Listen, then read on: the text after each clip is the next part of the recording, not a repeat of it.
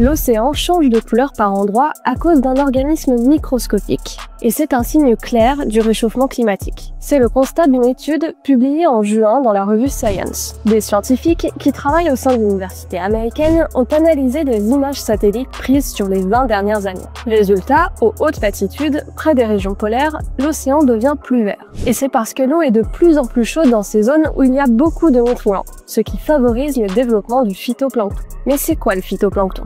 C'est de tout petits organismes présents dans l'eau qui captent la lumière, absorbent du CO2 et produisent de l'oxygène grâce à ce qu'on appelle la photosynthèse. Et dans leurs cellules, on retrouve un pigment vert, la chlorophylle. Qui dit plus de phytoplancton dit plus de chlorophylle, et donc un verdissement de la surface de l'océan visible depuis l'espace. A l'inverse, certaines régions subtropicales deviennent plus bleues. Là-bas, le phytoplancton se fait de plus en plus rare, et donc la chlorophylle diminue. Et ça, c'est à cause du réchauffement climatique qui stratifie la colonne d'eau. En gros, les eaux froides des profondeurs, qui sont pleines de nutriments, ne remontent plus vers la surface et donc ne nourrissent plus le plancton végétal. Ce changement de couleur de l'océan, il peut paraître anodin, mais il ne l'est pas du tout. Il peut à terme bouleverser l'équilibre des écosystèmes marins en modifiant l'abondance et la répartition des espèces, notamment des poissons que l'on pêche. Car le phytoplancton est à la base de la chaîne alimentaire de l'océan. D'ailleurs, c'est déjà le cas dans le golfe du Lion par exemple, où les sardines ont maigri ces dernières années. Moins de plancton, ça veut dire moins de nourriture,